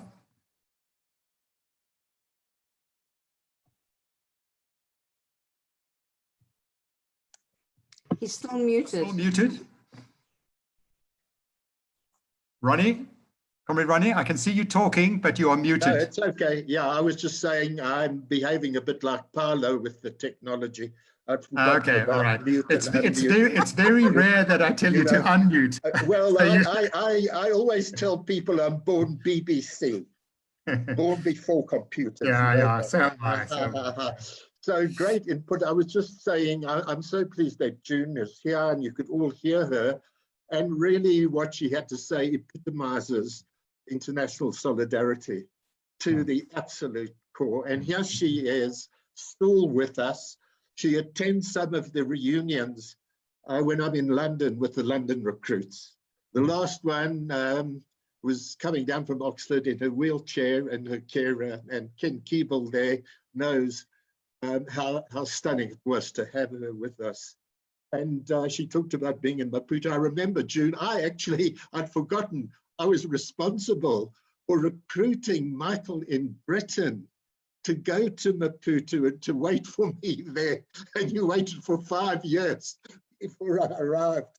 Okay, so just briefly to my dear Comrade Sue, I thought you could see how Sue knows Comrade Ruth first, more than anybody. I don't think anybody can really project it the way she has. But Sue, I've just got to correct you on one thing, because perhaps comrades might have got the wrong impression when you said that we weren't supposed to be critical of the Soviet Union in the party, inside the party, in the party unit. I don't think you realized how it came across. It was outside. If one criticized the Communist Party outside, but within the party units, right through, I can remember having huge arguments with, I was in a very big unit in London with Joe Slovo, Rusty Bernstein and Hilda Bernstein and so on. And Barry Feinberg and I were very taken up with Regis Debray, you know, Ronnie the Adventurer. When that came out, we had huge arguments.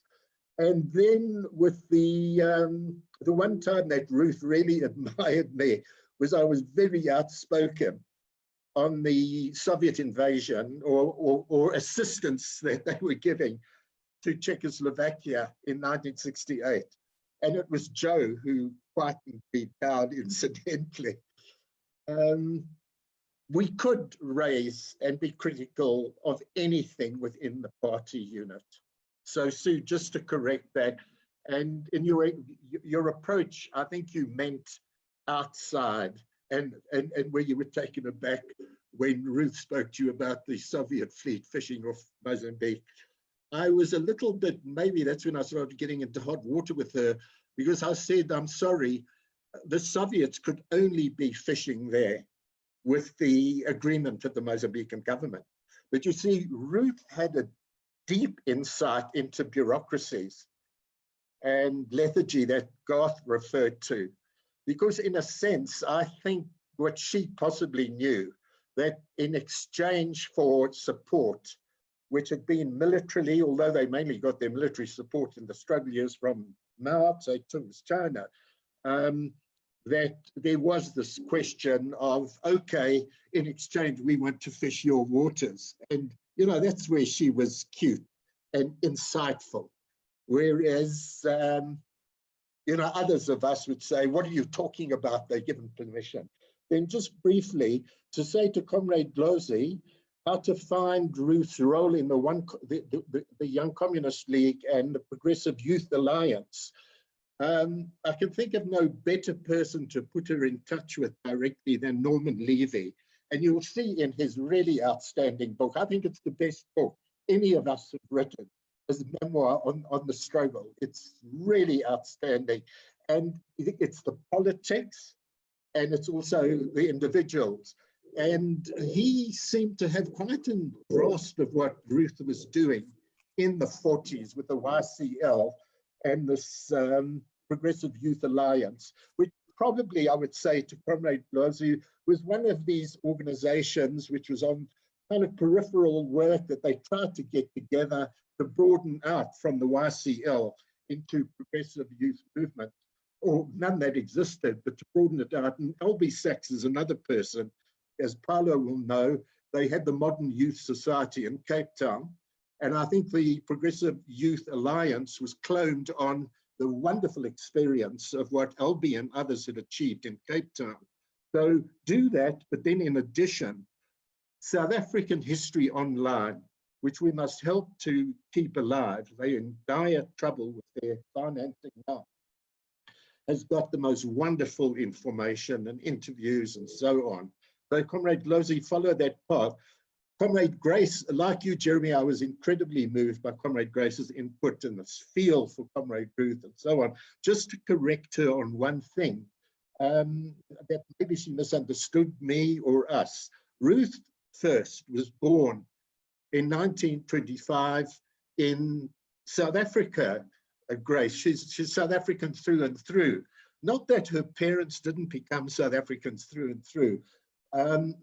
Joe Slovo came into South Africa from Eastern Europe, Lithuania when he was 9 or 10 years old. Ruth's parents came into South Africa much earlier, around about 2000 and, the early part, the first decade of 19th century. Ruth is born in Johannesburg. Okay, just a small point of correction. So that brings me to Comrade Jenny. You know, I've done a huge amount of research on the contributors to the African Communist. And I know that Ruth, particularly in the very early days, 1959, when AC came out, to the time she left, and then very early period in Britain, that she was writing. The editor was Michael Harmel, and he was certainly a brilliant Marxist-Leninist, rather conservative in the period in exile. He was not one who was for the opening of ANC leadership at Morogoro and even at Kabwe to non-Black Africans, and very conservative on the Soviet line and so on. She got into very heated arguments with him and with Brian Bunting, those two in particular. So I don't know what then happened, but I do know, because Jeremy, you, Sue, David Rapkin were on the receiving end when we sent you some of our material for Umsebenzi Underground, and that was basically Slovo, Yusuf Dadu, myself, responsible for producing it outside, and we got Ruth to contribute to that Umsebenzi. Of course, you people were somewhat advanced in thinking than us. You were in the country, and we soon passed over to you and Sue and David Rapkin writing your own stuff for Umsebenzi, but Ruth certainly did. And Jenny, Ruth, who, yes, Comrade Grace, gets a degree in social sciences, And for her initial employment is working for the Joburg Council, etc. I mean, she's 20 years old or so, but she's a thoroughly political person, and she's looking to become a professional full-time revolutionary. So it's very soon that a person of her ability, brilliant writing ability. I learned a lot about writing from Ruth in my early days, huge amount, how to make speeches, how to be able to deliver without reading and prepared and everything on the line, but being creative. I think I've got a bit of that, maybe a bit wayward, maybe a little bit too over the top than Ruth. But I learned a great deal, as Sue did later, from her. And she was a hard taskmaster. You had to do the work yourself. And she would say to me, I came to her and had discussions with her. I came to her in Lime Street, where the girls grew up in London. That's in Camden Town. There's a glorious plaque from the London Council. This is where Ruth and Joe Slovo lived. And she was busy with her incoming mail. And I said, my God, what's going on? She says, Ronnie, if you want to get mail like this, you've got to do a lot of hard work. Because the mail she was getting was not just the personal and flimsy stuff. It was stuff with key writers and movements around the world. She says, you've got to put in the work. You've got to write your stuff. You've got to communicate. And as in that sense, I think that Ruth was an absolute revolutionary journalist, active journalist, revolutionary intellectual through and through, from the toes to the tips of her fingers, an absolutely great, outstanding writer. So revolutionary journalism of the new age, Guardian, Fighting Talk, African Communist, Umsebenzi, Underground, Public, Above Ground, absolute an advocate for that in every sense of the word. Because Paulo's been cut off, and I'm sure, Jeremy, you know where he's getting, and I've read and you've read so much of what Paulo has to say, and he's absolutely correct. That it's not just Ruth, but it's these communists, all of them, every one of them, Govan Mbeki, Moses Kotane, Moses Mabhida, Buntings, Bernsteins, Slovos, Firsts, who were the ones who really grasped from the late 40s, because we come from a party which we know had been focusing, obviously in the very early period, white working class socialism that way. And then we had the terrible period of the 30s when things stopped still. There were the purges, there were all sorts of things within the party. And it's the Slovo, Bernstein, Govan Mbeki, Kotane era that brings the party out of it, and they learn from the national issues and how to combine race and class. Your friends who you admire, Jenny, you've had so much to do with, Ray Alexander, Jack Simons, class and color, the two major cleavages running deep in South African society to this day. ANC presenting the national response to the race cleavage, the party presenting the communist Marxist response to the class cleavage. In other countries, what Paulo is saying, communist parties generally focused on the non-national liberation side, which is why they never got going, apart from Cuba. And we follow in that footstep. That's the gem of South African communism and what the party has learned from, and the RDP, the treasure of the RDP, which we must never give up, and which is so central to how we're resolving these dreadful problems today, which threaten us totally. And I just want to say to my dear friend Robin that of course she's correct. Ruth would have been actually Robin on top of everything.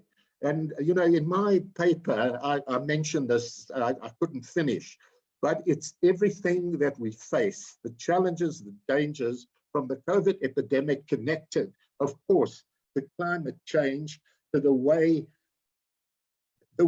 corporate capital has been plundering and raping the world and the ecosystem, etc. She would have been to the fore in that, as she would be, because Robin, we don't just say, you know, it's corruption. Corruption that the other parties and everybody around the world says, oh, corruption, corruption. What's the root of corruption? And the root of the corruption is the fact that we parted from an economic transformation that we should have started in reality from 94, and there were too many compromises, and that we have to deal with today. And it's the Communist Party, key task, Comrade Jeremy and comrades of the party, to deal with how on earth do we change the trajectory and change the economic system in our country. And Ruth would have been absolutely dealing with that. The external international factor, and I've mentioned what's happening in Mozambique to the north. We know that your foreign policy reflects your domestic policy. So there are these big problems which we have to deal with. Thank you, Comrade Ronnie. So Comrade Sue had her hand up, and I think it came up at the point when Ronnie was talking about the permissibility or otherwise to be critical of the Soviet Union within party structures. And then her hand went down, but I'm hoping that she'll come back in. And then there's on the Zoom chat group chat, there's a very interesting message from Comrade Gillian. And Comrade Gillian, I was hoping you'd come in somewhere along the line. And I said, I don't want to force your hand, but if you'd like to speak to the message, it would be wonderful if you come in at this point. Comrade Gillian.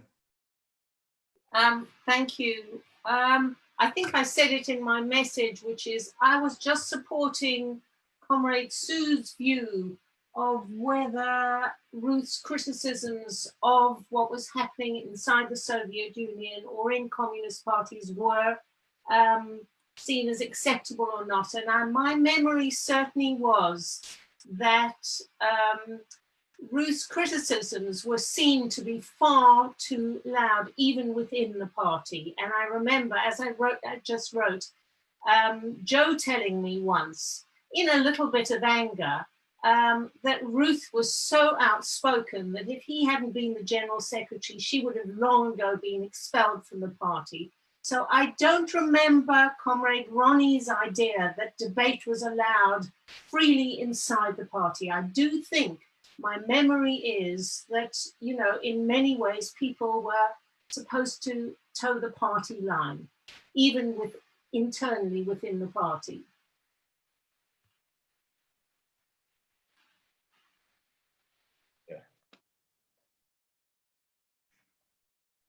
Thanks, Comrade Gillian. Sorry, I was muted. Are there a few other things you'd like to add? Because you have the floor. But thanks for that. I mean, I think it's very useful to get that angle and that perspective. Somebody in the comment asked about Ruth's position as a mother and how she managed to balance being a mother of 3 daughters, running a household, earning money, which she also had to do, and being politically involved. And I think she managed it at great cost to herself. I don't think it was easy at all. I think she was spread extremely thin. And I think all of us, her daughters, remember the sound of a typewriter in the middle of the night, because that's when she'd do her work. Because she then also had to do the domestic labor, most of the emotional looking after us. So I think she managed it with difficulty. Yeah, thanks for that, Gillian. And obviously it was I've heard you say very moving things about also, you know, the pressures on you children as well. And at the same time expressing pride that you had parents who maybe were often absent, already stretched in the case of Ruth in looking after family, but at the same time were, you know, heroic contributors to one of the outstanding national liberation struggles of the 20th century, whatever might have gone wrong since. Comrade Sue, I'm hoping you would also come in, but thank you, Comrade Sean. Thanks for that. Comrade Sue? Yeah, I was originally going to say I'll take this discussion with my friend Kasrils outside of the meeting. But But I do want to say, we're allowing criticism inside and outside of the party.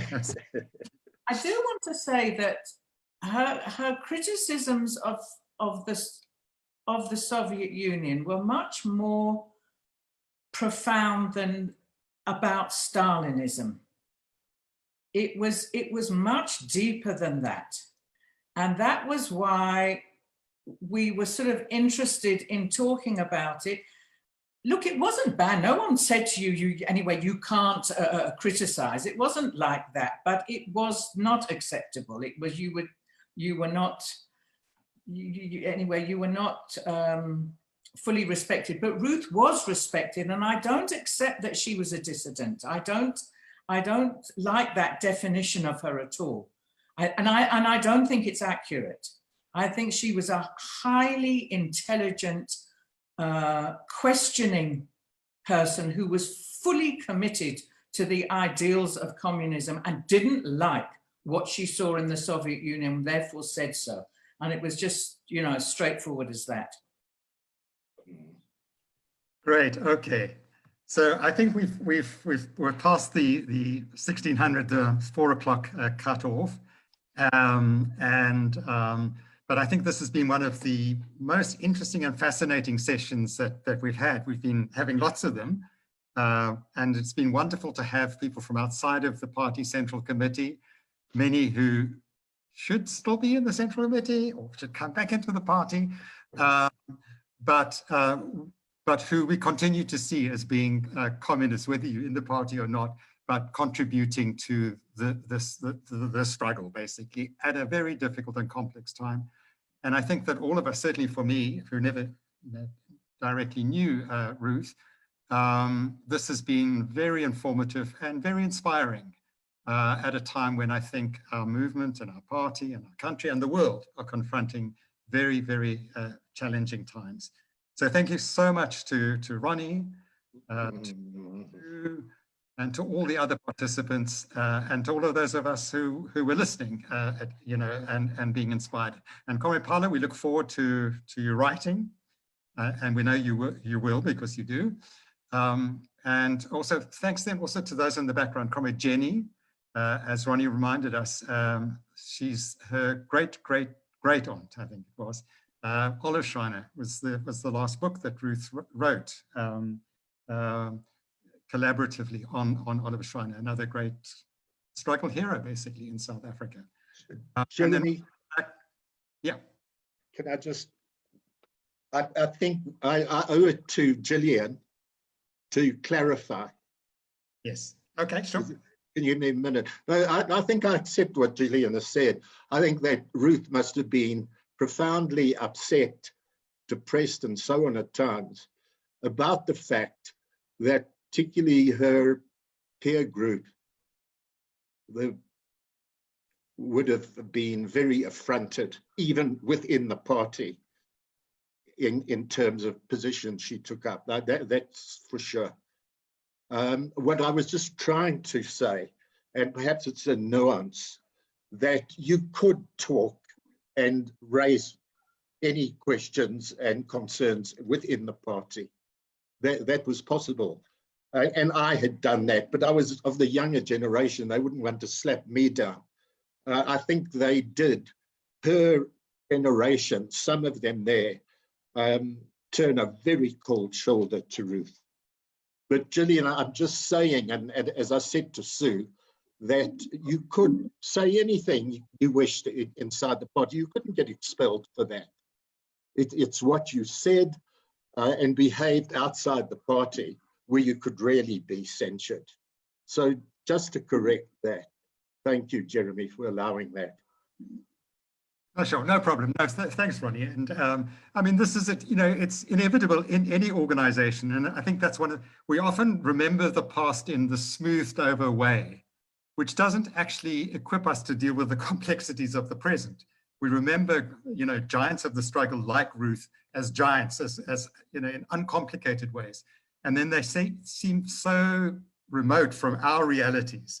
So it's very important that we allow difference and complexity and even different memories of that past to come through. And it would be very surprising if there weren't you know, there weren't elements of bureaucratism in the Communist Party in a very difficult period as well, of underground and persecution and so forth. And at a time when you know, understandably supporting the Soviet Union, which supported us, but often then losing some of the nuances in the situation. So I think, you know, all the debates that we're having and now, and also talking about these things, is so important for the present as well. That we're not out of just one mold, and building an organization, sustaining a struggle is complicated, and there are always going to be differences and complications. And you know, how Ruth handled those, I think, is a great example. So let's conclude on that note, thanking again everyone. Also in the background, comrades like Comrade Mklekwa, who is kind of managing the kind of foot soldier in the background, Comrade Mklekwa. We don't often thank you. Thanks very much for assisting us in keeping the Zoom going. So, Amandla, long live the memory of Comrade Ruth First. Amandla. Amandla. Thank you. Thank you.